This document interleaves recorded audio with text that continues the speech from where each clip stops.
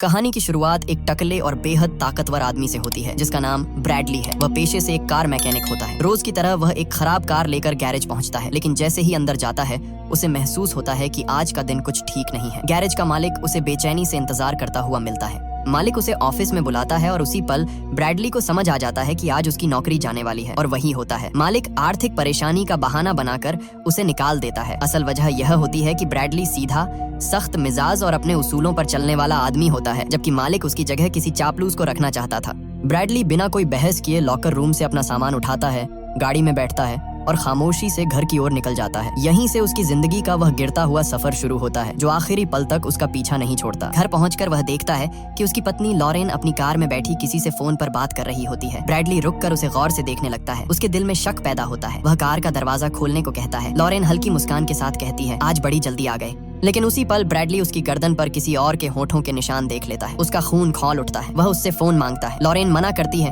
लेकिन ब्रैडली जबरदस्ती फोन छीन लेता है और सच्चाई उसके सामने आ जाती है। वह गुस्से में उसे घर के अंदर जाने को कहता है। लॉरेन सफाई देने की कोशिश करती है, लेकिन ब्रैडली 2-2 कह देता है, अंदर जाओ। लॉरेन खामोशी से घर चली जाती है। एक तरफ नौकरी छूटने का दर्द और दूसरी तरफ पत्नी की बेवफाई, इन दोनों ने मिलकर ब्रैडली को अंदर से तोड़ दिया होता है। और फिर वह अपना सारा गुस्सा लॉरेन की कार पर निकालता है, इतना बेकाबू कि उसे यह तक एहसास नहीं होता कि उसके हाथ खून से भर चुके हैं। इसके बाद ब्रैडली किसी तरह खुद को संभालता है और घर के अंदर जाकर सीधे लॉरेन से पूछता है कि वो कितने समय से किसी और आदमी के साथ है। अब लॉरेन कुछ भी छुपाती नहीं, साफ साफ बता देती है कि पिछले 3 महीनों से उसका अफेयर चल रहा था। वो ये भी बताती है कि कुछ वक्त पहले उसका अबॉर्शन हुआ था। उस दर्द ने उसे अंदर से तोड़ दिया था। वो उदास रहने लगी थी और उसी दौरान ब्रैडली ज्यादातर अपने काम में डूबा रहता था। लॉरेन खुद को घर में अकेला और नजरअंदाज महसूस करने लगी थी। उसी खालीपन को भरने के लिए वो किसी और के करीब चली गई। उसकी बातें सुनकर ब्रैडली को पहली बार एहसास होता है कि गलती कहीं न कहीं उससे भी हुई है। वो मान लेता है कि उसे लॉरेन को वक्त देना चाहिए था। उसी पल वो उससे माफी मांगता है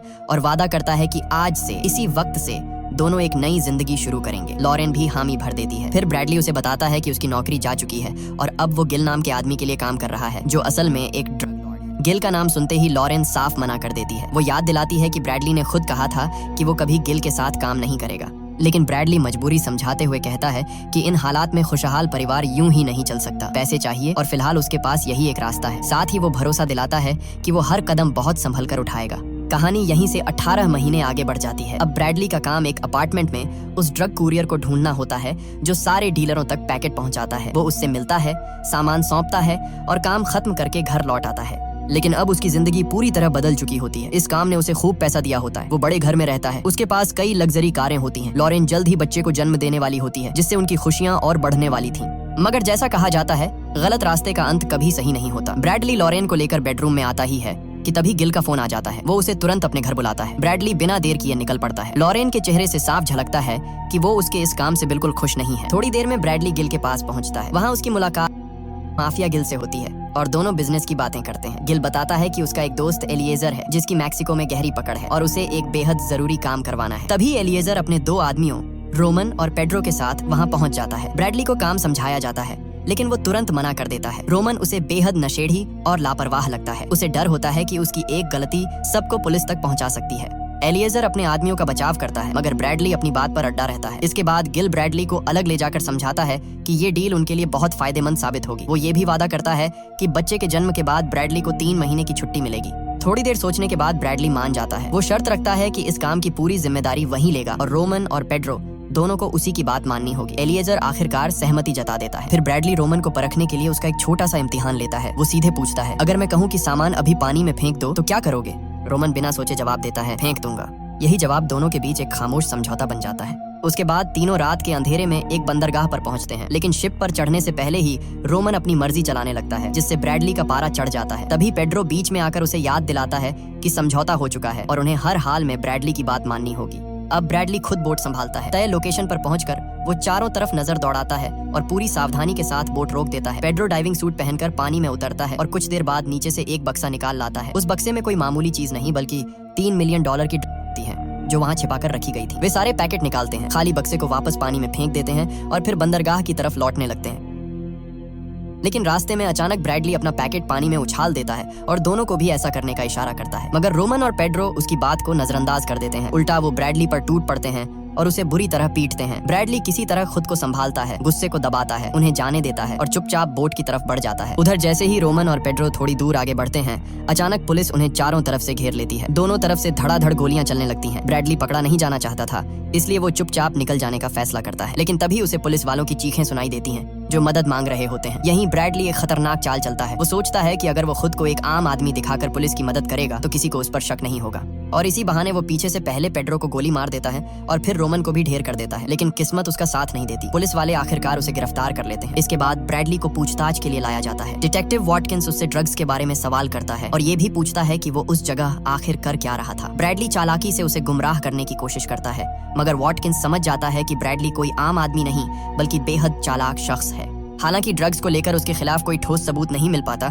लेकिन 2 लोगों की हत्या का बोझ उसे नहीं छोड़ता और इसी वजह से वो फंस जाता है। कोर्ट में पेशी से पहले ब्रैडली को एक आखिरी बार अपनी पत्नी से मिलने दिया जाता है। उस मुलाकात में वो लॉरेन से बस इतना ही कहता है कि वो अपना और उनके होने वाले बच्चे का ख्याल रखे। वो उसे यकीन दिलाता है कि उसके गलत रास्तों से कमाया गया पैसा इतना है कि वे दोनों आराम से एक अच्छी जिंदगी जी सकते हैं। इसके बाद अदालत उसे हत्या और अवैध हथियार रखने के जुर्म में 7 साल की सजा सुना देती है और उसे फ्रैंकलिन एरिजेंस नाम की जेल भेज दिया जाता है। वहां पहुंचते ही उससे उसकी सारी कीमती चीजें उतरवा ली जाती हैं, यहाँ तक कि उसकी शादी की अंगूठी भी। उसका हेल्थ टेस्ट होता है और फिर उसे एक बूढ़े कैदी लेफ्टी के साथ ऊपर की सेल में भेज दिया जाता है। वहीं उनकी मुलाकात जेल के मैनेजमेंट ऑफिसर आंद्रे से होती है, जो सख्त लहजे में उसे जेल के नियम समझाता है, खास तौर पर ये कि घंटी बजते ही हर कैदी को तुरंत हाजिरी के लिए बाहर आना होगा।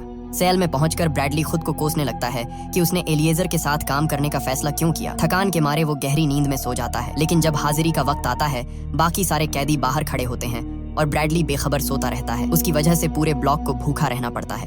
काफी देर बाद जब वो बाहर आता है तो आंद्रे उस पर बुरी तरह भड़क जाता है और उसे आखिरी चेतावनी देता है कि अगर आगे से एक भी नियम टूटा तो अंजाम बहुत बुरा होगा। इसी बीच कहानी लॉरेन पर शिफ्ट होती है। वो घर में सो रही होती है कि अचानक उसे महसूस होता है कि कोई जबरन घर में घुस आया है। वो फौरन ड्रॉअर से बंदूक निकालती है, लेकिन इससे पहले कि कुछ समझ पाती, हमलावर उसे टेजर गन से मार देते हैं। लॉरेन बेहोश होकर जमीन पर गिर जाती है। सीन वापस जेल में आता है। लेफ्टी ब्रैडली को बताता है कि उससे मिलने कोई आया है। वहाँ उसकी मुलाकात एक महिला डॉक्टर डेनिस से होती है। वो बताती है कि उसे डॉक्टर प्लेसिट का फोन आया था, वही डॉक्टर जो लॉरेन का इलाज कर रहा है। उसके मुताबिक लॉरेन की प्रेगनेंसी में गंभीर दिक्कतें आ रही हैं और वो चाहता है कि ब्रैडली कल सुबह 10 बजे उससे मिले। ये सुनकर ब्रैडली हैरान रह जाता है, क्योंकि लॉरेन ने कभी प्लेसिट नाम के किसी डॉक्टर का जिक्र नहीं किया था। अगले दिन जब उसकी मुलाकात डॉक्टर प्लेसिट से होती है तो सच्चाई सामने आ जाती है। वो कोई डॉक्टर नहीं बल्कि एलिएजर का आदमी होता है, जो सिर्फ नाटक कर रहा था। वो साफ बताता है कि पिछली डील के फेल होने की वजह से एलिएजर को $3 मिलियन यानी करीब 27 करोड़ का नुकसान हुआ है। फिर वो लॉरेन की एक तस्वीर दिखाता है जिसे वे लोग अगवा कर चुके होते हैं और यहीं से ब्रैडली की असली परीक्षा शुरू होने वाली होती है। डॉक्टर प्लेसिट अब कोई पर्दा नहीं रखता। वो साफ कह देता है कि एलिएजर तुम पर आग बूला है। वो तुम्हारी पत्नी और होने वाले बच्चे दोनों को मरवा देगा, लेकिन एक रास्ता है, एक शर्त जिस पर वो उन्हें छोड़ सकता है। और यहीं दोनों के बीच एक खौफनाक सौदा तय होता है। ब्रैडली से कहा जाता है कि उसे एक ऐसे कैदी को मारना होगा जिसे उम्र कैद की सजा मिल चुकी है। वो आदमी रेडिकलिफ जेल के ब्लॉक 99 में बंद है और उसका नाम क्रिस्टोफर है। अगर ब्रैडली रेडिकलिफ जाकर क्रिस्टोफर को खत्म कर देता है तो एलिएजर उसे माफ कर देगा और लॉरेन और उसका बच्चा दोनों जिंदा रहेंगे। ये सुनते ही ब्रैडली अंदर से टूट जाता है। उसके सामने कोई आसान रास्ता नहीं होता, या तो वो किसी और की जान ले या अपने परिवार को खो दे। इसी उलझन और मजबूरी में वो हाँ कह देता है। इसके बाद जब आंद्रे उसे वापस उसकी सेल की तरफ ले जा रहा होता है, तभी अचानक ब्रैडली अपने जूते उतारकर उस पर हमला कर देता है। वो जानबूझकर ऐसा करता है ताकि उसे रेडिकलिफ जेल ट्रांसफर किया जाए। वो आंद्रे को बेरहमी से पीटना शुरू कर देता है। आंद्रे गुस्से में अपनी बैटन से उस पर टूट पड़ता है, लेकिन ब्रैडली रुकता नहीं। वो उसे बुरी तरह घायल कर देता है, यहाँ तक कि उसका एक हाथ भी तोड़ देता है। आंद्रे की चीखें सुनकर बाकी गार्ड दौड़ कर आते हैं। ब्रैडली को हथकड़ी लगाकर नीचे की सेल में ले जाया जाता है, लेकिन उसका मकसद अभी पूरा नहीं हुआ होता। वहाँ भी वो दोबारा लड़ाई शुरू कर देता है और 3 गार्डों को भी पीट डालता है। हालात काबू से बाहर जाते देख एक गार्ड उसे टेजर गन से झटके देता है। आखिरकार ब्रैडली को बेहद खतरनाक कैदी मानकर रेडिकलिफ जेल में ट्रांसफर करने का फैसला लिया जाता है। रेडिकलिफ पहुंचते ही उसकी मुलाकात वहां के बेरहम वार्डन टैग्स और उसके 4 आदमियों से होती है। टैग्स उसे डराते हुए कहता है कि यहाँ आकर उसने अपनी जिंदगी की सबसे बड़ी गलती कर दी है, क्योंकि रेडिकलिफ में जिंदगी नहीं सिर्फ नर्क मिलता है। जांच के बाद ब्रैडली को ब्लॉक 99 की जगह ब्लॉक 59 में डाल दिया जाता है। अपनी सेल देखकर वो सन्न रह जाता है। वहाँ गंदगी, बदबू और इंसानियत नाम की कोई चीज नहीं होती। पिछले कैदी ने पूरी सेल को गंदगी से भर रखा होता है और बदबू बर्दाश्त से बाहर होती है। लेकिन ब्रैडली अपने परिवार के लिए सब सहने को तैयार होता है। वो चुपचाप अपनी बनियान उतारता है, उससे नाक ढकता है और वहीं लेट जाता है। कुछ देर बाद एक गार्ड उसे 60 मिनट के लिए ताजी हवा लेने बाहर निकालता है। बाहर आते ही ब्रैडली क्रिस्टोफर को ढूंढने लगता है। तभी उसकी मुलाकात डेरिक नाम के एक कैदी से होती है। जब वो उससे क्रिस्टोफर के बारे में पूछता है तो डेरिक साफ कह देता है कि रेडिकलिफ जेल में क्रिस्टोफर नाम का कोई कैदी मौजूद ही नहीं है। ये सुनकर ब्रैडली के होश उड़ जाते हैं। उसी वक्त उसकी नजर सामने कसरत कर रहे कुछ कैदियों के एक ग्रुप पर पड़ती है। डेरेक उसे उनके पास जाने से मना करता है क्योंकि वे सब साइको माने जाते हैं, लेकिन ब्रैडली जानबूझकर उनकी तरफ बढ़ता है और उन्हें उकसाने लगता है। देखते ही देखते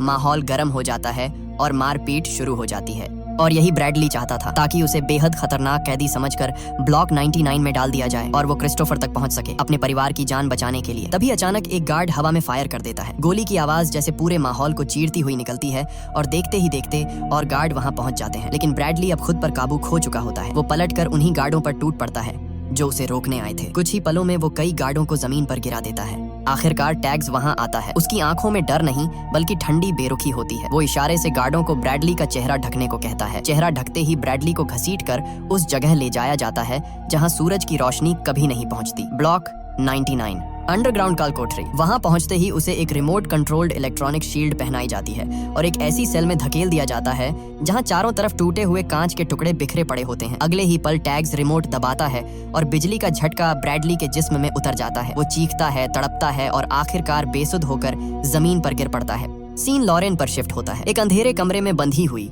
कमजोर, टूटी हुई उसके सामने डॉक्टर प्लेसिड खड़ा होता है जो उसकी तस्वीरें खींच रहा होता है। उसके पास एक कोरियन अबॉर्शन स्पेशलिस्ट मौजूद होता है। ये देखकर साफ समझ आ जाता है कि लॉरेन के साथ क्या होने वाला है। उधर ब्रैडली अपनी सेल में बेहोश पड़ा होता है। जब उसे होश आता है तो उसकी जुबान से सिर्फ एक ही नाम निकलता है, क्रिस्टोफर, क्रिस्टोफर। वो चीखता है, दीवारों से टकराता है जैसे कोई उसकी आवाज सुन ले। तभी बगल वाली सेल से एक कैदी कहता है कि ब्लॉक 99 में क्रिस्टोफर नाम का कोई कैदी नहीं है। ये सुनते ही ब्रैडली के चेहरे का रंग उड़ जाता है। उसकी आवाज सुनकर कुछ गार्ड दौड़े चले आते हैं। वो उसे बाहर निकालते हैं और फिर से बिजली के झटके देने लगते हैं। तभी एक गार्ड उसके कान में कहता है, क्रिस्टोफर तुमसे मिलना चाहता है। ब्रैडली को एक दूसरी सेल में ले जाया जाता है। वहीं पर उसकी दुनिया पलट जाती है क्योंकि सामने क्रिस्टोफर नहीं बल्कि एलिएजर खड़ा होता है और वही साइको कैदी भी जिसे ब्रैडली कुछ देर पहले पीट चुका था। अब सच्चाई सामने आती है, क्रिस्टोफर कभी था ही नहीं। वो तो सिर्फ एलिएजर की चाल थी ताकि ब्रैडली को धोखे से ब्लॉक 99 तक लाया जा सके। एलिएजर को ब्रैडली की वजह से $3 मिलियन का नुकसान हुआ था। उसी की वजह से वो पकड़ा भी गया था। ऊपर से पेड्रो की मौत जो उसकी बहन का पति था। ये सब उसकी आंखों में ब्रैडली को एक ही चीज बनाता था, अपना दुश्मन। एलिएजर ने गार्डों को भी पैसे से अपनी तरफ कर लिया था। अब ब्रैडली पर लगातार बिजली के झटके बरसने लगते हैं। फिर एलिएजर उसके सामने उसकी पत्नी की तस्वीर दिखाता है जो डॉक्टर प्लेसिड ने भेजी होती है। वो ठंडी आवाज में कहता है, अब ना तुम बचोगे और ना ही तुम्हारा परिवार।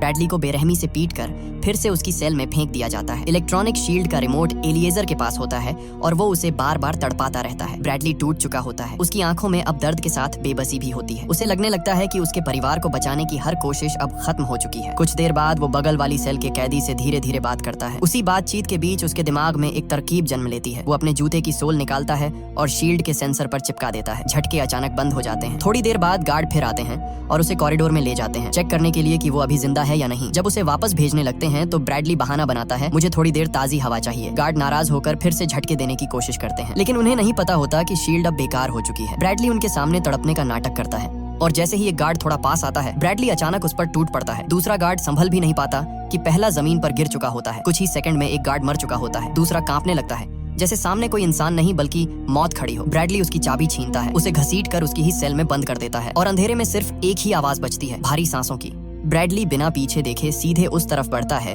जहां एलिएजर की सेल थी। उसके कदमों की आवाज ही वहां मौजूद कैदियों के दिलों में डर भरने के लिए काफी होती है। जैसे ही वो अंदर पहुंचता है, सबसे पहले उसका सामना उन्हीं साइको कैदियों से होता है जिन्हें एलिएजर ने अपने चारों तरफ ढाल बना रखा था। पहला कैदी उस पर झपटता है, लेकिन अगले ही पल ब्रैडली उसे जमीन पर पटक देता है। अपने भारी बूट से वो उसके चेहरे को बेरहमी से कुचल देता है। हड्डियों के चटकने की आवाज अंधेरी सेल में गूंज उठती है। दूसरा कैदी भागने की कोशिश करता है, लेकिन ब्रैडली उसे बालों से पकड़कर खींच लाता है और उसकी आंखों पर ऐसा वार करता है कि वो वहीं ढेर हो जाता है। तीसरा कैदी अब सिर्फ कांप रहा होता है। ब्रैडली उसे दीवार से पटकता है, घूंसे बरसाता है जैसे हर वार के साथ अपना गुस्सा निकाल रहा हो, और अंत में एक ऐसी लात मारता है कि उसके चेहरे की हड्डी टूटने की आवाज तक सुनाई देती है। वो अधमरा होकर फर्श पर पड़ा रह जाता है। अब सामने सिर्फ एलिएजर बचता है, वही इंसान जिसकी वजह से उसकी जिंदगी का सब कुछ उजड़ चुका था, वही जिसने उसकी पत्नी और उसके होने वाले बच्चे को उससे छीनने की कोशिश की थी। ब्रैडली बिना कुछ कहे एक जोरदार मुक्का मारता है और एलिएजर जमीन पर गिर पड़ता है। वो उसका फोन उठाता है, उसके कॉलर से पकड़कर उसे ऊपर खींचता है और ठंडी लेकिन जहरीली आवाज में कहता है कि अपने लोगों को फोन कर और अभी इसी वक्त लॉरेन का अबॉर्शन रुकवा दे। एलिएजर दांत भींच कर मना कर देता है। अगले ही पल ब्रैडली उसकी दाहिनी टांग पर पैर रखता है और पूरा जोर डाल देता है। एक दर्दनाक चीख के साथ उसकी टांग टूट जाती है। एलिएजर अब टूट चुका होता है। कांपती आवाज में वो कॉल करता है और अपने आदमियों को हुक्म देता है कि लॉरेन को तुरंत छोड़ दिया जाए और उसका अबॉर्शन रोका जाए। ब्रैडली उसके पास झुककर आखिरी बात कहता है कि लॉरेन को एक खरोंच भी आई तो वो वापस आएगा। फिर वो मुड़ता है और चलते हुए बस इतना कहता है कि उसे सही सलामत गिल के पास पहुंचा दिया जाए। ब्रैडली एलिएजर को घसीटते हुए अपनी ही सेल तक लाता है और गार्डों के साथ उसे अंदर धकेल देता है। जैसे ही वो दरवाजा बंद करने वाला होता है, पीछे से भारी कदमों की आवाज गूंजती है। टैग्स अपने आदमियों के साथ वहां पहुंच चुका होता है। उसकी आंखें सीधे ब्रैडली पर टिक जाती हैं। वो पूछता है, मेरे लोग कहाँ हैं? ब्रैडली बिना घबराए जवाब देता है, एक मर चुका है, दूसरा जिंदा है, और अगर तुमने ये दरवाजा खोला तो वो भी नहीं बचेगा। असल में ब्रैडली किसी और चीज का इंतजार कर रहा होता है, गिल के फोन का, उसे एक कॉल का, जो तय करेगा कि उसकी पत्नी अब सुरक्षित है या नहीं। उधर एलिएजर के कहने पर डॉक्टर प्लेसिड और वही कोरियन डॉक्टर लॉरेन को गिल के पास लेकर पहुंचते हैं। प्लेसिड ने गिल पर बंदूक तान रखी होती है ताकि वो कोई चाल ना चल सके। लॉरेन की आंखों में डर है लेकिन सांसों में उम्मीद भी। जैसे ही दोनों कुछ कदम दूर जाते हैं, गिल अचानक हरकत करता है। वो पल भर में स्नाइपर निकालता है और प्लेसिड के सिर में गोली उतार देता है। प्लेसिड वहीं ढेर हो जाता है। अगले ही पल लॉरेन गिल से राइफल छीनती है और उस कोरियन डॉक्टर को भी मार गिराती है जो उसका अबॉर्शन करने आया था। उसी वक्त ब्रैडली के फोन पर रिंग होती है। गिल की आवाज आती है, लॉरेन अब सुरक्षित है, अब से वो मेरी जिम्मेदारी है। फिर वो फोन लॉरेन को देता है। ब्रैडली की आवाज भर्रा जाती है। वो अपने होने वाले बच्चे के लिए आखिरी शब्द कहता है, अच्छे इंसान बनना, स्वस्थ रहना, समझदार रहना और एक अच्छी जिंदगी जीना। उसकी आंखें नम होती हैं क्योंकि उसे पता होता है कि वो अपने बच्चे को कभी देख नहीं पाएगा। बाहर टैग्स गुस्से में खड़ा चिल्लाता है, खत्म हुआ तुम्हारा ड्रामा? ब्रैडली बस इतना कहता है, मुझे 1 मिनट और दे दो। वो अंदर लौटता है और फिर जो होता है वो इंसान और हैवान की आखिरी सीमा मिटा देता है। ब्रैडली एलिएजर पर टूट पड़ता है। घूंसे, लातें, दीवार से टकराते जिस्म की आवाज। वो तब तक नहीं रुकता जब तक एलिएजर का सिर उसके धड़ से अलग नहीं हो जाता। बाहर खड़ा टैग्स आखिरकार अपना सब्र खो देता है। वो अंदर घुसता है और बिना कुछ सोचे ब्रैडली के सिर में गोली मार देता है। वहीं उसी अंधेरी काल कोठरी में ब्रैडली की सांसें हमेशा के लिए थम जाती हैं। और यहीं पर ये कहानी खत्म होती है। कभी कभी हमारी जिंदगी में भी ब्रैडली जैसी आंधियां आती हैं, लेकिन ये हमें गलत रास्ता चुनने का हक नहीं देती, क्योंकि गलत रास्ते का अंजाम अक्सर वही होता है जो ब्रैडली का हुआ। चलो अब अगली कहानी में